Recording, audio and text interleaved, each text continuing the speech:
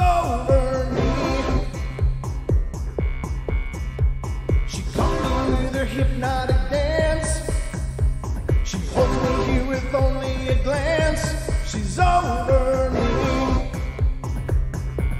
She's over me.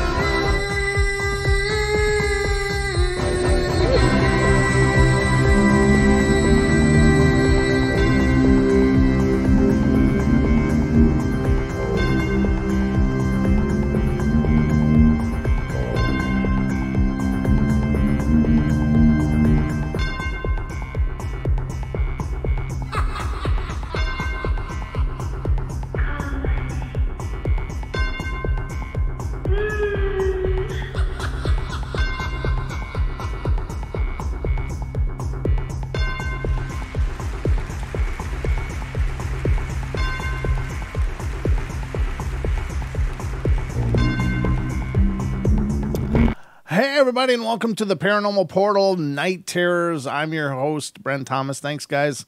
Appreciate you guys being patient. It seems like the YouTube changes are much more severe than I thought. Used to be I could set up the stream and it would be all set. It would just be sitting there. I could schedule it to begin at a certain time or whatever, and it was all set. But now they've changed something, and now that's gone, or I can't find it. And God, I just hate it when these companies do this stuff. They just reinvent the freaking wheel, and there's no reason for it. There's no reason to do that, and it just complicates the hell out of everything. So I apologize that I'm late getting out of the gate tonight, but I sat down like, wait a minute. I don't know what the hell this is either, because last night we had this issue that it changed everything, and I had to recreate the whole stream format last night, and we got that going, and that was fine. It sucked, but it was fine. But tonight, I don't know. It's just, it really frustrates me when they change things, because I'm a creature of habit. I like to know where things are, and then that's where they are. You know, it's like even in my life, it's like I'm one of those guys that has just like, it looks like a mess to everyone else, but it's organized chaos to me. I know where everything is in my messes, you know, and not that I have crap everywhere. Like some people have stacks of crap everywhere and they look like they're hoarding, but I'm not a person that has things just organized and lined up. So I'm not sure what they've done. I got to figure this out, because I love the idea that we can launch the stream prior to it going live, and then the chat room opens up and people can come in prior to the beginning of the show, because to me, that's the big part of the deal, is that sometimes when we do these live streams, you start out, there's a few people, and then, by the time we hit the half-hour mark, then we got a full boat usually. But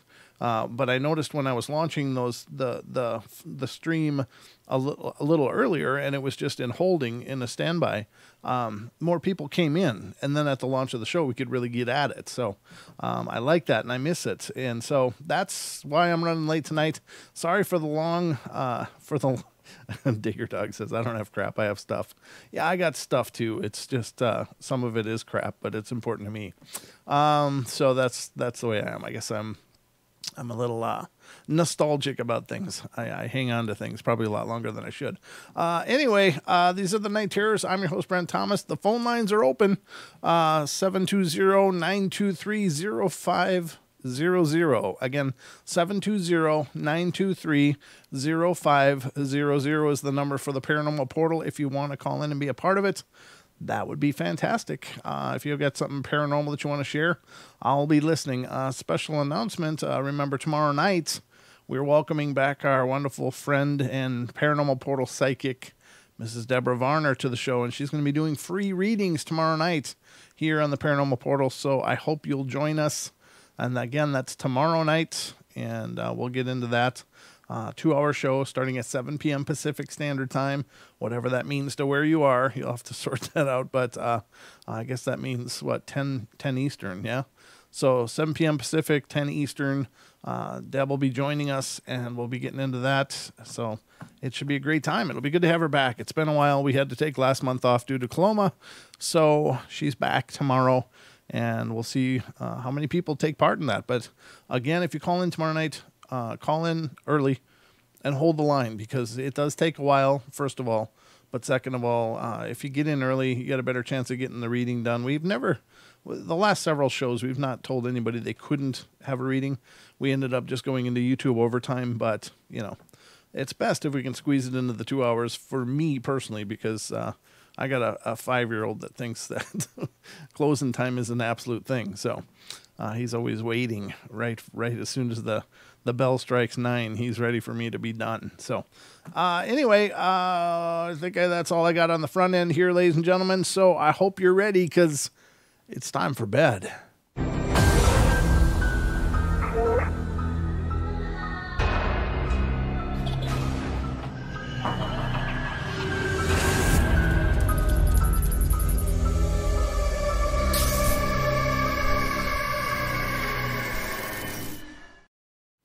All right, and Aussie let me know that would be about noon in Australia. So at about noon in Australia, whatever, would that be Saturday, Aussie? Yeah, noon Saturday, I think is how that works out. But anyway, I don't know.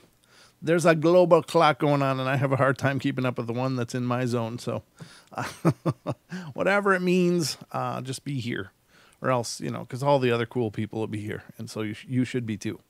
So let's get into this, get into some ghostly encounters here, ladies and gentlemen, and see what's going on in the world of the paranormal. First story I got for you tonight is coming out of Pennsylvania, and it's dealing with haunted places.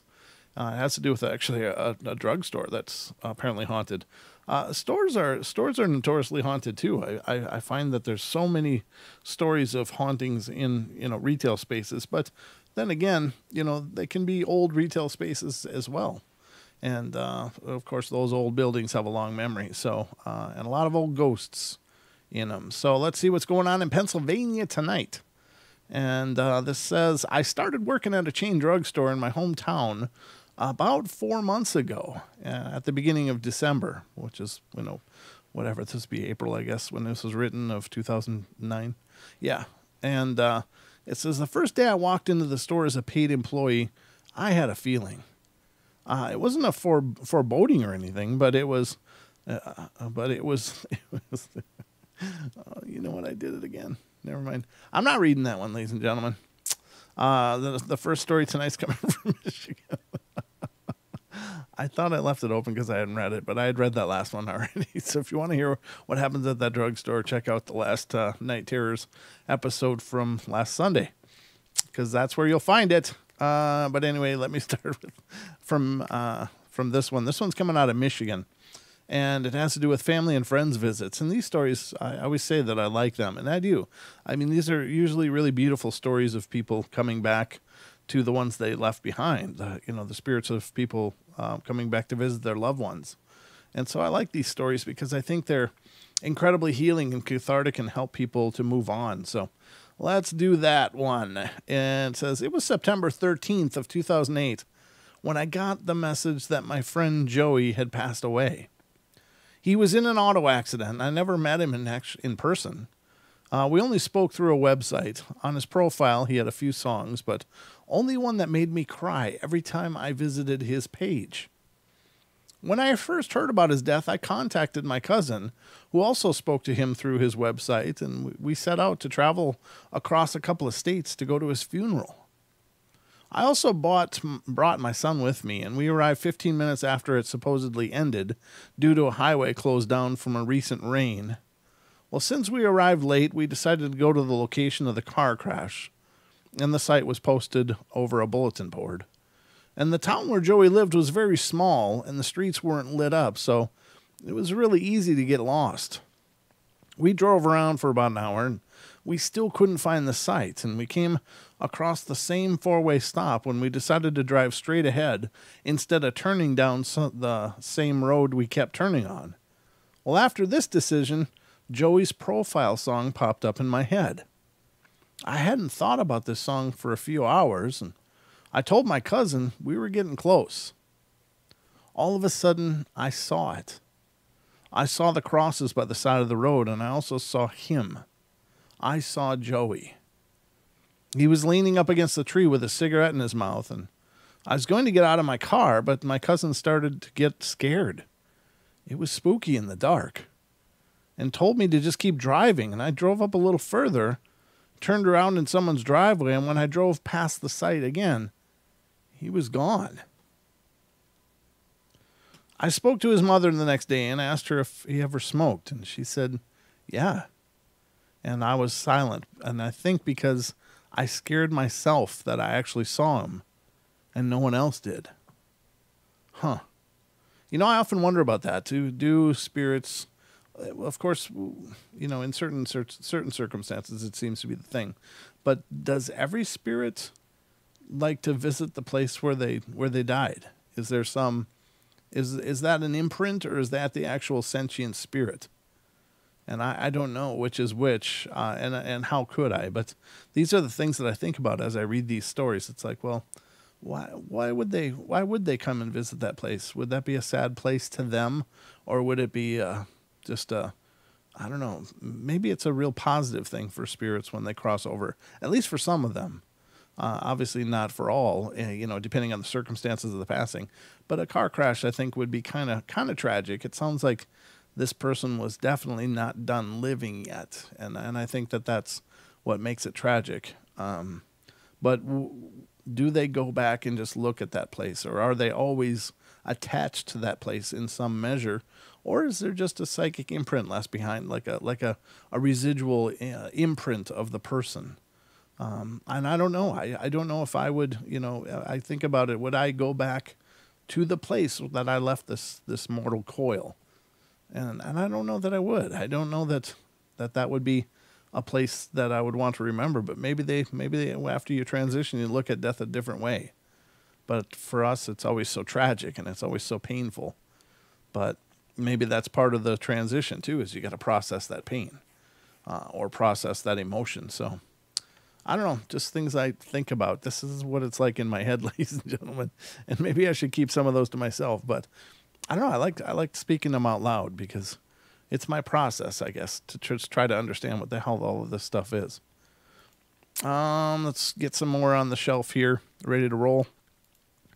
I hope you guys are doing good. It's Thursday, obviously, so we're almost at Friday, which is generally universally a good thing. I think everybody loves their weekends, so I hope you guys' lives are becoming more normal.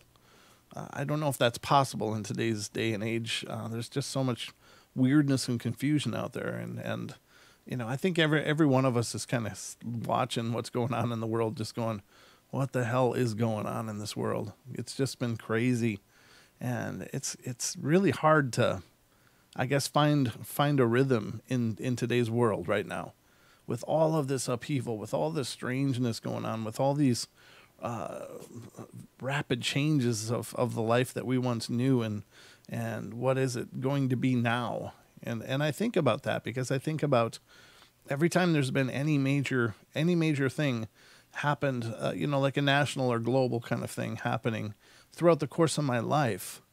Life always changes after that. And I'm talking about essentially about what does our lives look like after all of this?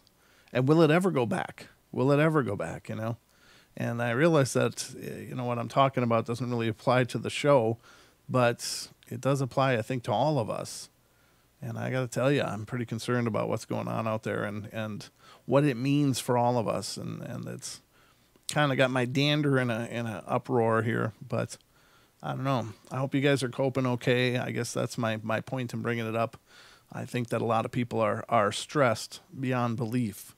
Some are financially stressed, some are emotionally stressed, some are just upset with the state of things to the point of dysfunction. And I just want to remind everybody, try to find your balance in this craziness, you know, because it's hard. It's really freaking hard. But I don't know. Anyway, let's continue here.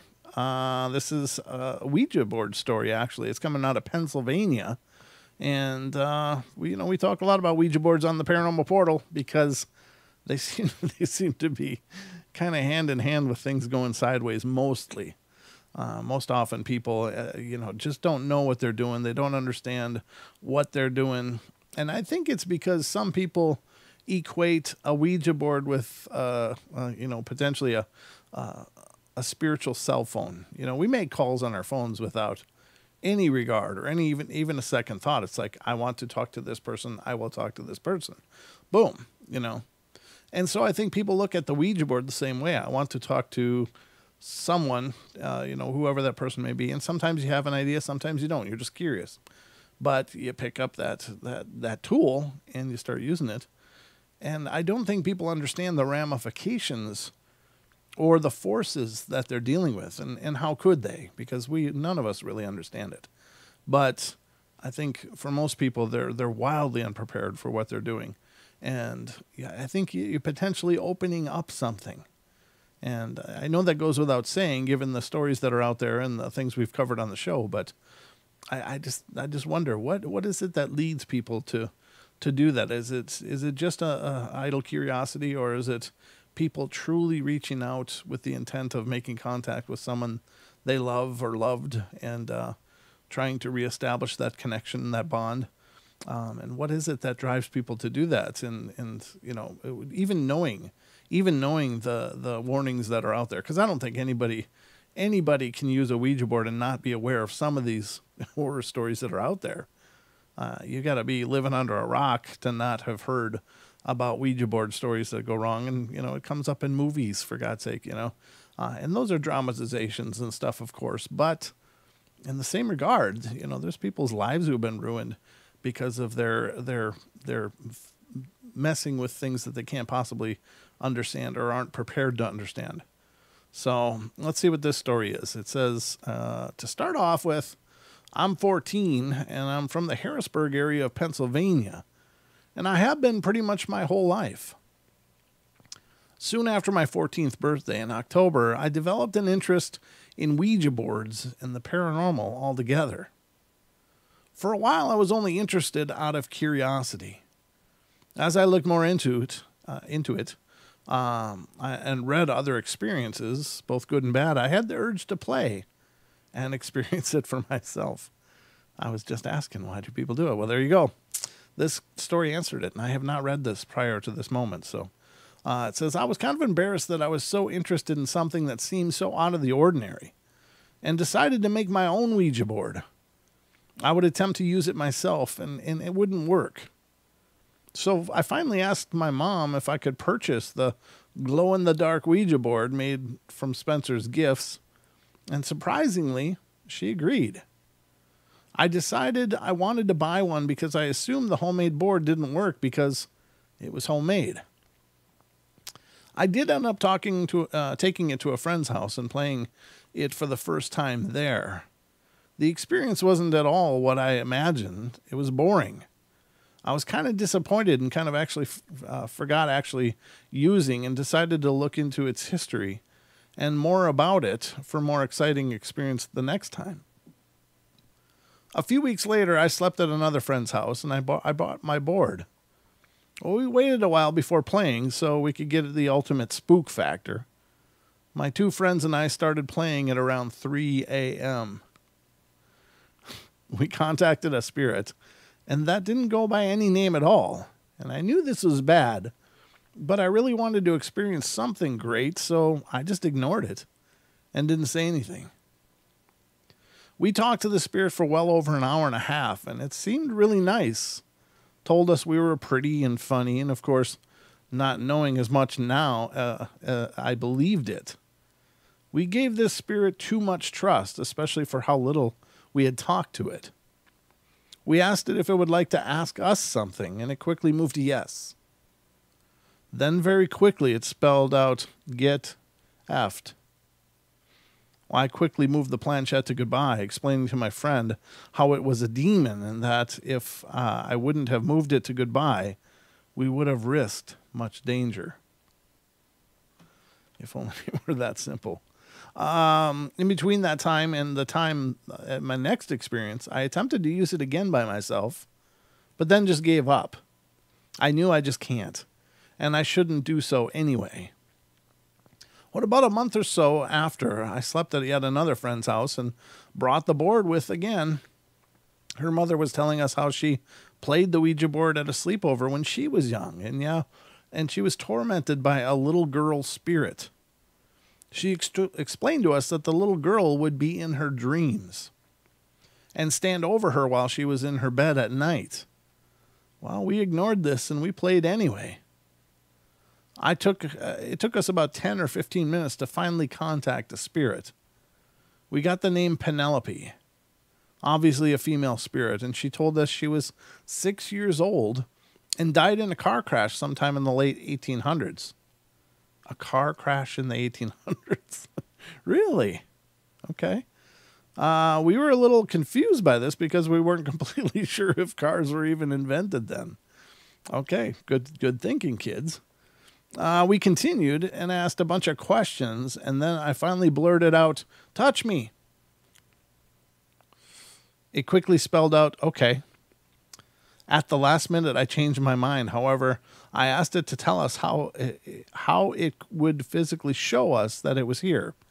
It spelled up, "Light up October's phone." Me and my friend watched for about 15 seconds before amazingly seeing my phone light up all by itself.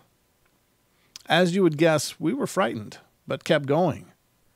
Eventually, we just took a break, and then later contacted my friend's grandpa and an old classmate. So they said anyway. Only a month, if that, ago, a bunch of my friends came over and we played Ouija board a lot. For about the next week, and every day, it was like we were all addicted to it. And I finally felt good being able to play it and not be embarrassed about the fact that I know so much about it. We always got demonic spirits, you could tell. They would spell out curse words or try to make us do things with each other, and I knew not to continue talking to demons, but continued. We were having fun, and I didn't want to spoil that. Me and my friend, the one with the mother that was haunted, played again at her house. We contacted a spirit named Sarah, and I don't really remember much about Sarah, though I do remember her being very angry and seemingly very violent. In fact, she was. The planchette would move so fast through the board, I didn't even realize it spelled out F-U, and I thought it was spelling random letters. Then it started to move insanely around the board very fast, and I mean very. We almost couldn't keep up with it, and sometimes it would move by itself when our hands wouldn't keep up. There was and still is scratches in my board from Sarah, being able to remember exactly where they are and from what she was spelling out. After this experience, me and a bunch of my friends together again played in my house. We contacted the spirit named Paul. Well, this is a very important spirit because I believe he plays a very big role in these experiences. Paul was hilarious. He knew all our inside jokes and things like that, and it was like another teenager was in the room. I couldn't see or feel any bad in him. And then he claimed that he's inside of my friend Becca. He also said he was in love with her, and he lives with her, follows her, watches her sleep, etc. He also claimed that he was inside of her and that she was born with him inside of her, and he would get very jealous if her boyfriend would touch her in any way. Kind of weirded out, we closed the session and left to hang out somewhere. And the following days, things started happening. Tensions grew between Becca and another friend of mine. The other friend of mine, Maddie, was also present during most of these sessions. She claimed she felt evil surrounding her at all times. And if it wouldn't go away, it would kill her. She was told by some boy who we still don't know, but her, has said that the evil is coming from a spirit inside Becca. Strange. Paul said he was inside Becca. The mysterious boy gave Maddie 3 choices. Get rid of the board, stop talking to Becca, or die. Wow, that's pretty dark. With my permission, I allowed to go with them to bury the board. I really didn't want to, but I knew this was very important to my friend. We all went out to finish these problems. When we went out to finish these problems, we decided not to. Even if we would have buried it, me and Becca were going to dig it up without Maddie knowing. Me and Becca went over to Maddie's house to play again to see if we could contact the spirit that was plaguing Maddie so much. Well, Maddie refused to play and left, allowing us to use the board. And we asked the board who was tormenting Maddie, and it distinctively spelled out Paul. Well, me and Becca looked at each other in disbelief. We asked if Maddie was telling the truth. Yes, it replied.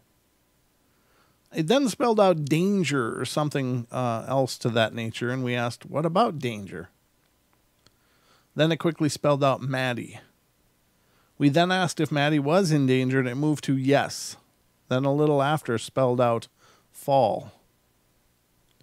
We didn't know where Maddie had gone, and we were scared for her, and Becca then looked up and saw a white outline of a person. We asked the board, did you just walk into the room? And it replied yes, even though I hadn't seen it. Then we heard the front door slam open, and we both screamed at the top of our lungs. Luckily, it was just her boyfriend and our friend Corey. We were happy to see them, and we had been so scared. We decided to look for Maddie because of what the board had told us only minutes earlier. We got outside and decided, let's ask the board where she is. Not even thinking it would possibly lie to us, it spelled out gone. Wow, big help. We did find out where she was, though, safe and sound, and we were filled with relief. Well, we all stopped using the board for a while, only playing sparingly. We never got Paul again unless Becca was with. And me and Becca sometimes experienced the same and similar things. She felt something touching her leg in the shower. I felt something touching my leg while I was in bed. And I was also in the shower once, and the shower rod completely fell out of nowhere. A basket in the bathroom also fell and broke a cup to pieces. The basket falling happened twice. I now always feel like I'm being watched constantly, and I'm being touched while I'm in bed. My hair also gets tugged at my house and even at school when no one is behind me. Could this thing be following me? The scariest experience for me, however, was when I was physically attacked while trying to go to sleep. My first thought was that it was just a dream. I quickly realized I was very much awake. I couldn't move, like I was paralyzed. My first thought was an incubus. I didn't feel like it was trying to take advantage of me, though. I tried to yell for my mom, but I couldn't speak. What's really strange to me is that I clearly heard specifically 3 buzzer noises going off out of my right ear, as if someone was pushing a game show button 3 times on the right side of me. I told Becca this, and she said the same thing happened to her. Buzzer and everything, but hers only went off twice. Well, I have no proof if she's telling the truth or not, but I do believe her. It's a long story. Just a few days ago, my mom said she woke up in the middle of the night because she heard someone walking in the room. She looked and said she saw a black outline of a person, not sure of male or female, and she said in fear she yelled out Jesus Christ and then blinked and it was gone. Well, I'm kind of worried. I don't particularly want to have encounters with entities, but I know how to handle them. My family doesn't, and I also have a younger brother who is 3, and he doesn't seem to notice anything except for the vampire or monster in the closet, but what kid doesn't go through that? Aren't younger kids supposed to be sensitive to these things? Not necessarily exclusively so, but they can be. I haven't been hurt by what's in my house except for the one attack, which hasn't happened again since saying a prayer and burning lavender or jasmine incense before going to bed. I'm not sure who or what's in my home, but so far, nothing too major has been happening. No one's getting hurt, and as long as it stays that way and only bothers me, I think I can get through it. If nothing else happens, I'll try to write another story, hopefully a shorter one. The claims made by Becca and Maddie and my mom can't be proven as true, but I've also tried dowsing with a pendulum a few times with no noticeable side effects. Well, thanks for reading my very long story. That's interesting. Sure.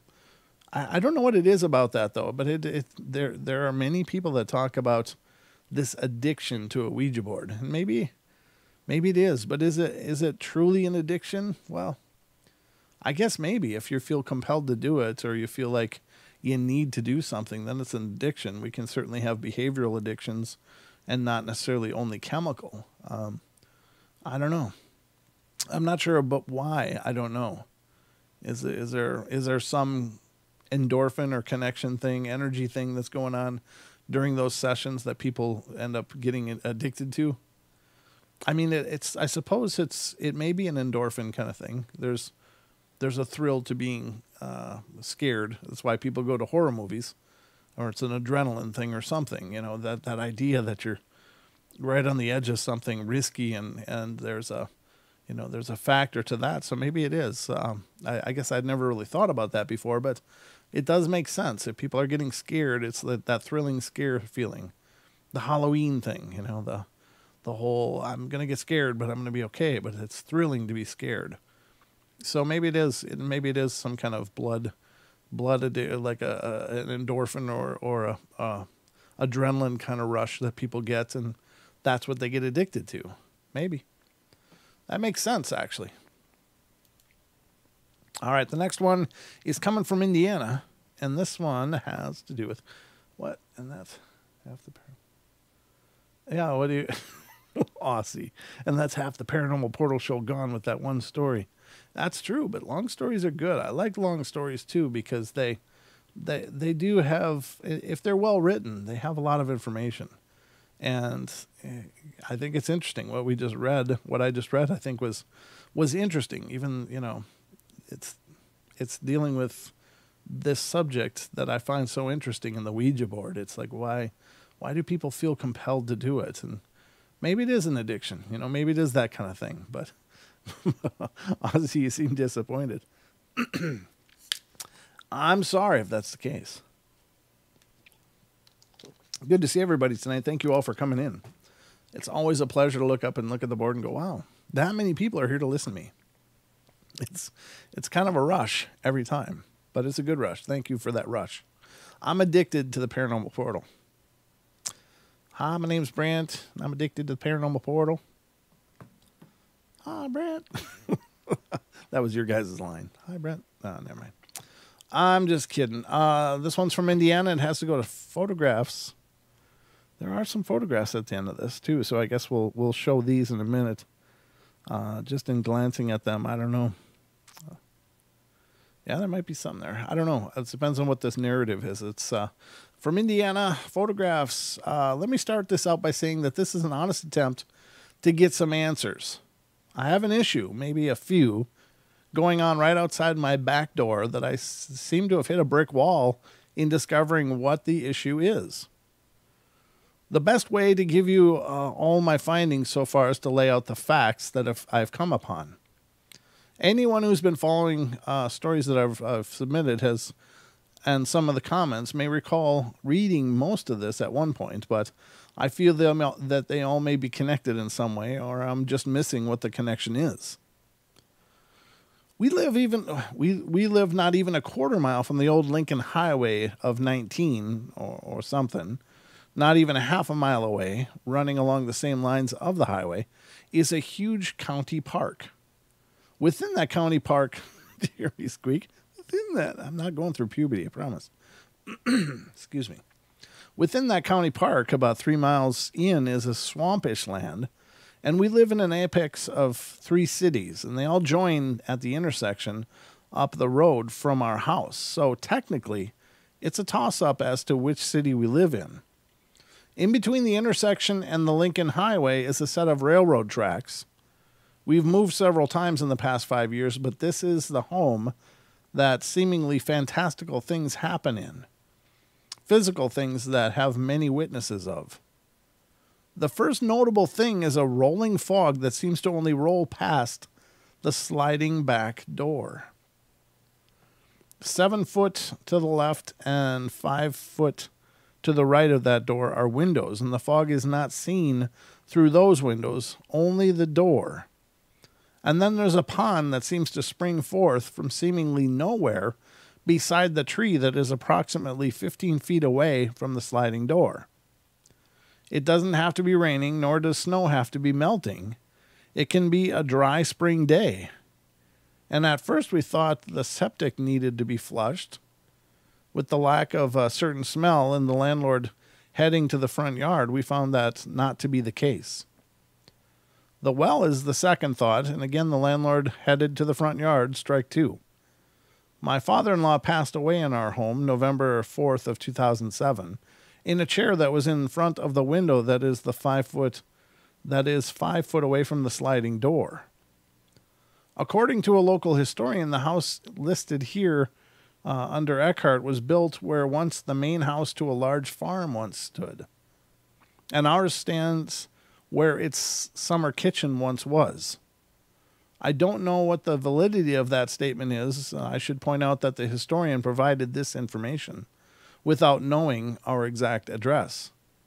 Well, how the hell can they make that kind of information then? When taking photos outside, there seems to be something amiss with most of the pictures taken within the square formed by the two sheds, privacy fence, and our backsliding door. Some are odd abnormalities, such as wavy pictures. Some have partially wavy pictures, meaning only parts of that particular photo is a blurred wave.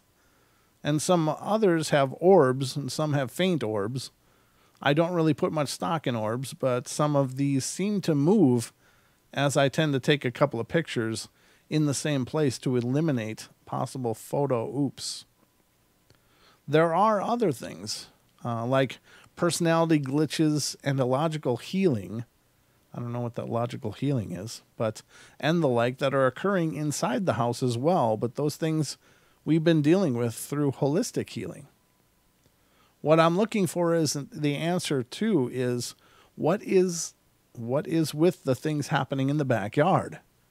It is the area we do our celebrations in, where we cook out, play, and just have leisure time. I have been told by a trusted, reliable source that the land needs healing. Could that be the whole reason to the pond? Now, there are images included with this. Okay, I mean, I'll show you the images. The first one I pulled up, I don't see anything peculiar about, but I'll put them up on the screen here, and you guys can see what I'm looking at. Again, I don't think there's anything going on in this first image, but let's take a look. Here's the first image, and that is, I mean, literally, that's just a lens flare off of the windshield. It's obvious the sun is hitting the windshield. It must be off here in the distance somewhere. The next one is, well, that does move, but the position of the camera might have moved too. So from here, if the camera person moves a little bit like this way, of course the sun flare is going to move with it on that reflective window. So that's not necessarily anything. The fact that it's in a different position doesn't really mean anything. This black thing, though, is kind of strange. What the hell's going on there? Oh, there's that pond that they're talking about. But the black thing is up here first. But that just seems weird.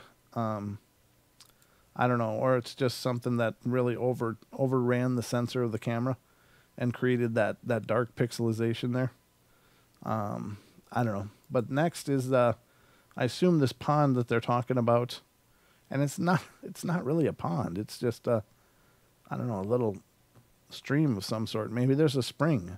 Could be an artesian well in this land for all they know. A natural spring that doesn't flow consistently. I don't know if this is just like a dog poo or what, but or a leaf.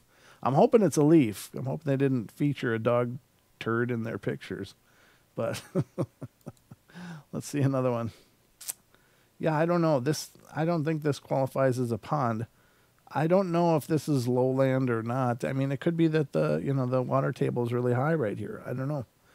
There could be any number of reasons. This may have been a swampy land at one time. I don't know.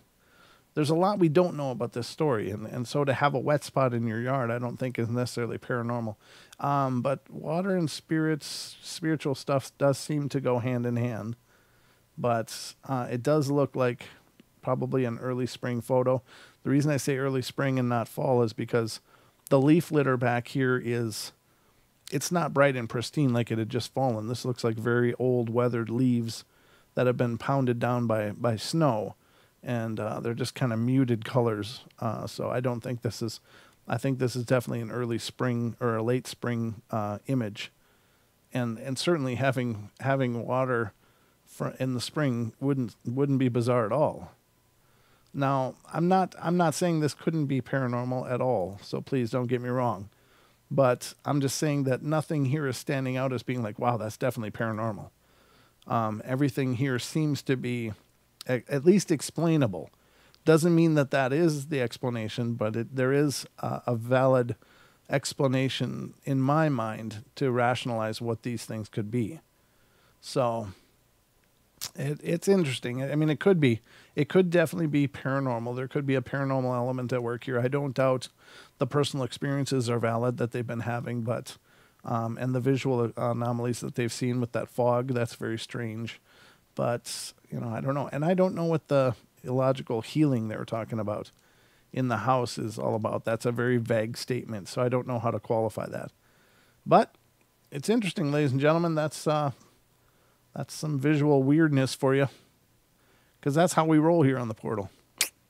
Try to give you all the entertainment value I can for your dollar. Feel free to leave $1 if you want. But cool story. I mean, it's fine. It was an interesting story. I'm not going to read this one. I don't want to anyway. It's a sleep paralysis story, so I'm going to skip it for now and see what else we got next. Okay. I'll read this one instead. Weird as it gets. That's what Farm says. Weird as it gets. Is that the Portal Farm? Are you talking about the portal? Or its host? All right, let's go here. It says, this one's coming out of Indiana. It's miscellaneous kind of activity. And it says, I recently quit smoking as an anniversary present to myself. My thought process is that I'll be able to dance like a teenager at my 50th anniversary. And in parentheses, it says, fat chance. A few nights ago, one of my teenagers and I had a bit of a riff over her wanting to get on the computer at 11:30. Her homework was not done, but Race and I were heading off to bed. I suppose Race is the significant other. And the rules are that no one is to be on the computer without our supervision in the events that there would be a reason to consult us. Not giving in, but frustrated beyond belief, I went into the bedroom to sneak a smoke. I shut the door, lit the incense, pulled out my stash, located a lighter, and just as I picked up the lighter, there came 3 timid knocks on the door. Well, thinking it was my daughter that had the altercation with, I sang out, "Just 1 minute," as if I were wrapping a present and not trying to be sneaky. I hurriedly opened the door to an empty hall. Not really a hall, but it's just the wall and door that the coat closet is in. I walked out into the living room thinking she had just given up and walked away, and I found her bent away underneath the desk trying to locate the USB port and steadfastly ignoring me. Race was at his desk and only looked up at me. And I asked Race if he had heard 3 knocks, and he said that is why he asked me what that was. And I had a thought what it was, but I guess not only my living family would like this quit to work this time around. Interesting story. Yeah, I suppose. Could be a loved one saying, hey, knock it off. You don't need that. You're better than this. You're better than that. All right, so the next one is coming from California. And it's Apparitions, Voices, Touches. Well, that's what I did. I had to re-EQ things today. Apparitions, Voices, and Touches. And it said this one happened when I was already at US. Oh, okay. I used to live in the Philippines, but I moved to the United States when I turned 13. I didn't want to leave, but I had to, so I did. Well, anyway, here's my story. My family and I stayed at a hotel, there was a rumor of it being haunted. And the first week we arrived in the U.S., my mom wanted a family bonding or something like that, and I didn't really appreciate that because I was the kind of person who only liked to go out with my friends. Well, during the second day of our stay, my mom likes to go out all the time, suggested we go around the town and just explore the city. Everybody else was okay with it but me. I knew that if I told her I didn't want to come, she'd still make me, so I told her I wasn't feeling well and that I'd like to stay. Well, my mom believed me, but she wanted to stay because she didn't want me to be alone. Well, I just reassured her that I'd be fine, and after a couple of minutes, she agreed and they left. I was feeling good because I had the whole room to myself, and I kind of felt bad, but I figured what's the point in brooding over it? I couldn't take it back. So I grabbed the remote and searched for something to watch, but like most hotels, there was not a single channel that made me interested. I dropped the remote without turning the television off and walked to my luggage to look for my PSP. Again, this is from 2009, so PSPs were the thing back then. I managed to find it, but the batteries ran out during our drive to the hotel, and the charger was in the car. Disappointed, I turned back to the television, but to my surprise, it was off. I didn't even hear it go off, and I knew I didn't turn it off, but I decided to ignore it. As a last resort, I grabbed a magazine and flipped through it. Well, after a couple of minutes, I came across a page with 2 words that were cut out. I figured it was some kid who had messed with it. So the magazine kept me busy, and it made me forget about the whole television incident. Well, I was reading an article, and the sound of glass breaking suddenly came to me. Well, I followed the sound and went into the bathroom, and I was expecting something knocked off, but when I went in, everything was in order, and there was no broken glass or anything. It was really quiet when the sudden blast of music made me jump. I went back in the room to find the television on and on MTV. I went to the remote and pushed the power button, but it did nothing. I flipped it over to check if it had batteries, and it did. I threw it to the bed and went over to the television and unplugged it, and it finally turned off. My heart was beating so fast, and I tried to calm down and went to the lobby to relax for a little bit, and I stayed there for what felt like hours until I finally went back in the room. As I approached the door, I heard music, so I thought my parents were back, and I eagerly opened the door with my card, and when I went in, the first thing that came into view was a little boy standing by the television, which was turned on again. I couldn't see his face properly, but I knew he was a kid, and so I thought it was my little brother. I went over to him, but before I could get close, he vanished. That would have made me scream, but during that time, I was already quite used to spirits, and I was still spooked, but not as much as before.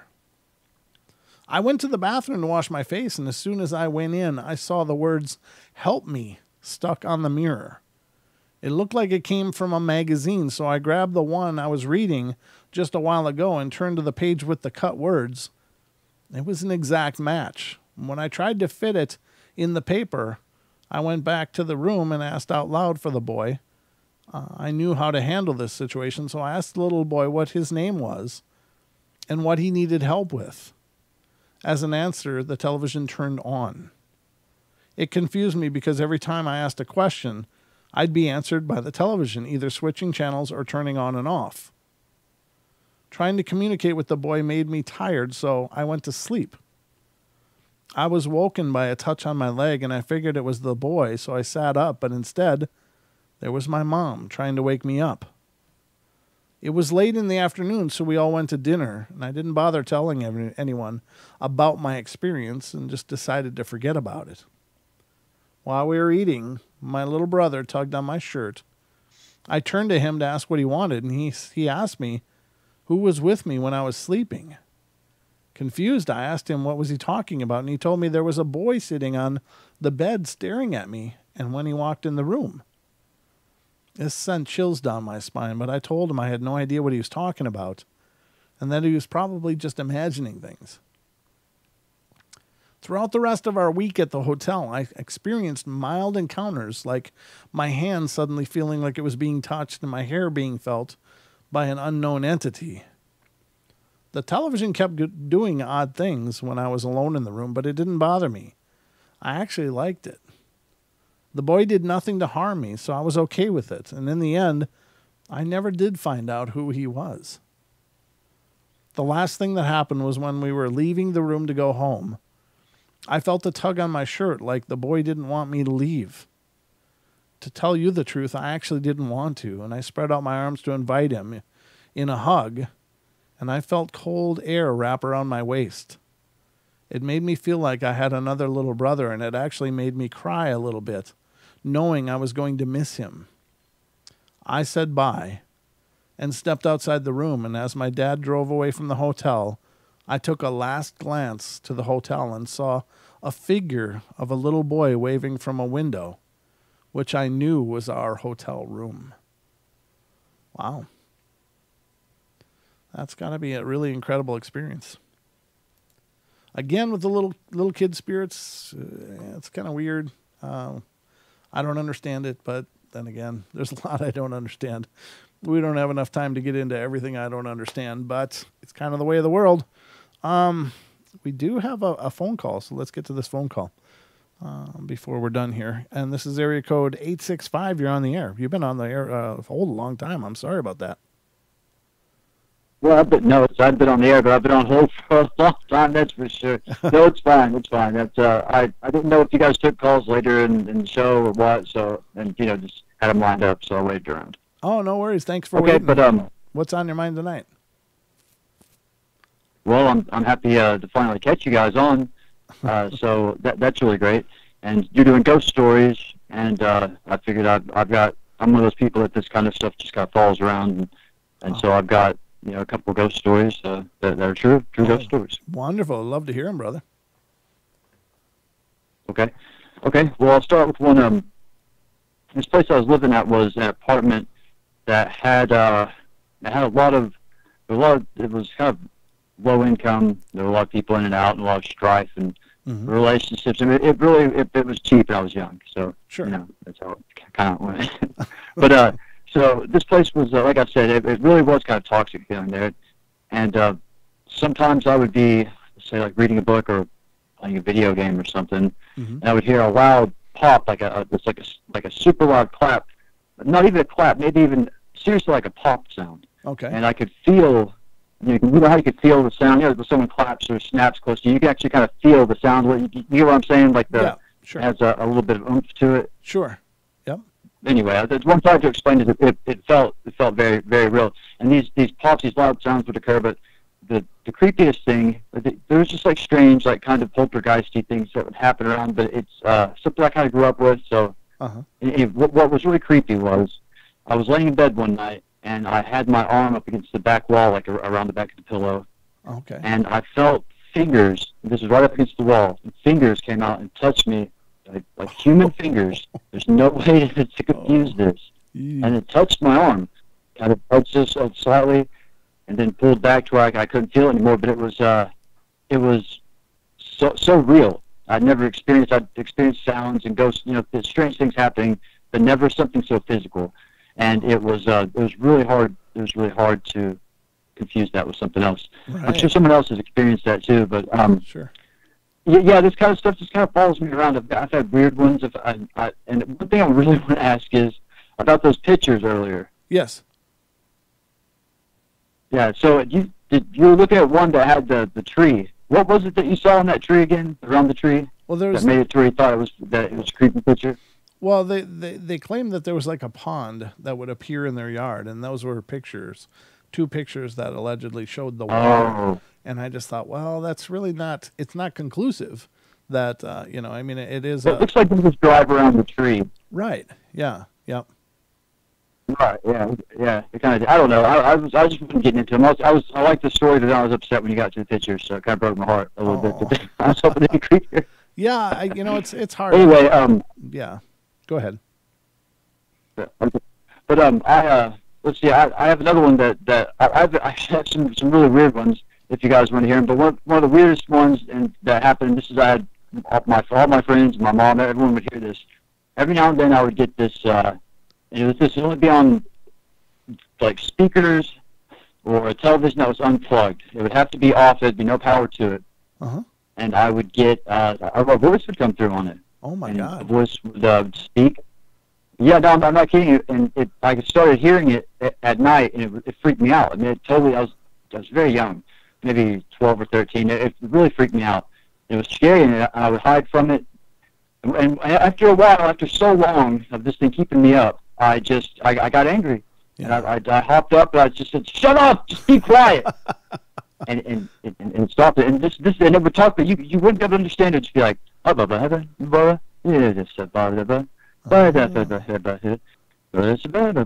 this would go on for hours. I'm not kidding. It would go on for hours. But when I said that, it stopped. Like, "Ooh, wow!" And then later, I started falling asleep a little bit later. Then I would hear, and it would start up very slowly again. And it would react. It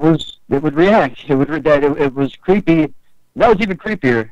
But yeah, it was very strange, and it would only come through, and sometimes it would happen. Like, let's say my mother would be in the living room. I was young enough. I was living with my parents, and she would say, it's happening, and you go in there, and it was anything that was unplugged. And now perhaps it's not. This isn't a real ghost.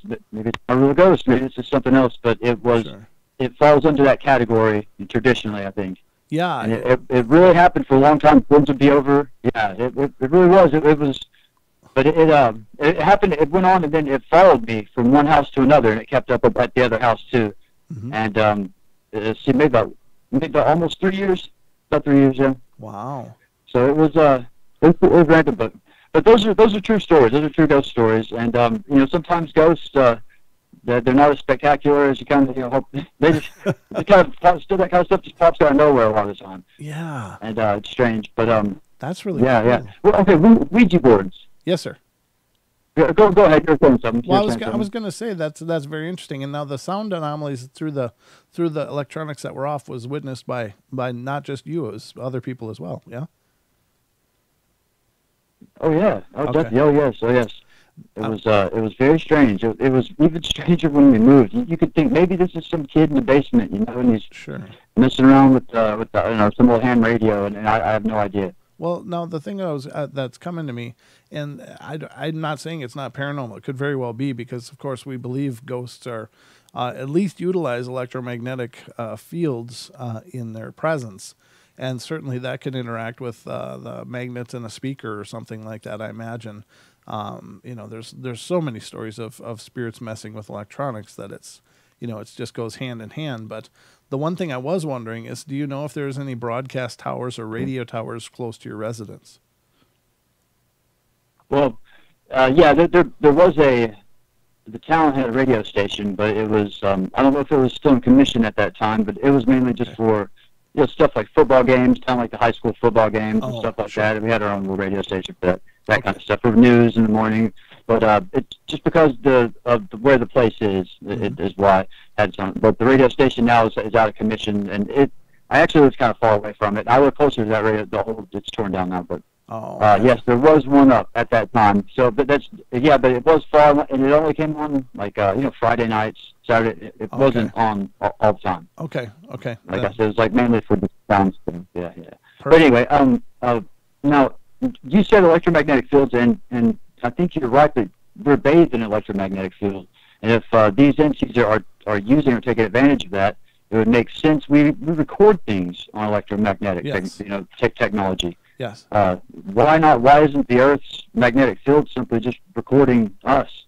And maybe it does. That's a good point. I mean, that's maybe kind of what the stone tape theory is in parapsychology. That's a lot of people attribute to the residual hauntings. The idea is that objects do record psychic imprints or electromagnetic imprints of us.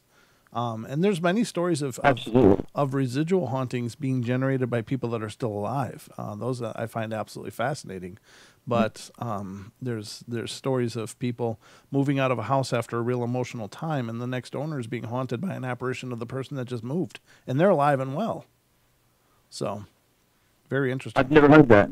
No, I've never heard that. It's kind of like that. What was that weasel that was in the wall? You know what I'm talking about? I don't recall. with this weasel, and he would talk to people. He never showed himself. Oh, yes. Okay, never mind. Yes. God, Look, I'll let you go, but it was No, it's an old ghost story. I and do it was about remember it, yeah. this guy's. I may not even be a weasel, maybe something else, but it was a small varmint. Nope, and you're would right. talk to them through the wall and told them all kinds of things. Yes. You don't know what this? I do remember it now. You rang the bell. I remember it now. That was a cool story, and it's just, I would love to know more about that, or be able to ask questions about that, because I find that absolutely fascinating. It just sounds so incredible. It really does, and those things are it's just amazing that they exist, and Yes. It's great to have you guys around. You know, people that have seen it and believe it too, because sometimes you feel a little crazy out there with it. Okay, I hope you guys have a nice night. All right. What was your name, by the way? I'm Roger Wilco. Hi, Roger. Great to meet you, brother, and thank you so much for calling in and being a part of the show. I'm sorry I left you on hold, but it was well worth the wait to get you on, brother. You're all good. I had a good time. Okay. All right, take care now. See you guys later. Bye. That's cool. That's really cool. Yeah, there was a story. I'll have to try to find that again. Bring it back to the show. I know we covered a long time ago, ladies and gentlemen, but there's a story of this person who had this like a creature living in the walls, something like a little weasel or something, but it would talk to them, with words. And I don't remember all the details anymore. I remember reading that or sharing it on the show years ago. But I find those kind of stories fascinating. So I'm gonna actually have to look for that. But anyway, ladies and gentlemen, I guess this is where the bus stops. The Paranormal Portal Express is pulling up to the station. Thank you all for joining me on this Night Terrors. I hope you guys enjoyed it. It was absolutely a pleasure to be here with you. Thank you all for tuning in. And of course, I'll be back tomorrow night with Deb Varner right here on the portal. And we'll get into doing free psychic readings tomorrow night. So I love you all. Be good, be kind, be nice. Take care of each other. Help each other out. Find the magic in every day, and remember to laugh as much as you can. Good night, everybody, and I'll talk to you tomorrow night. See ya.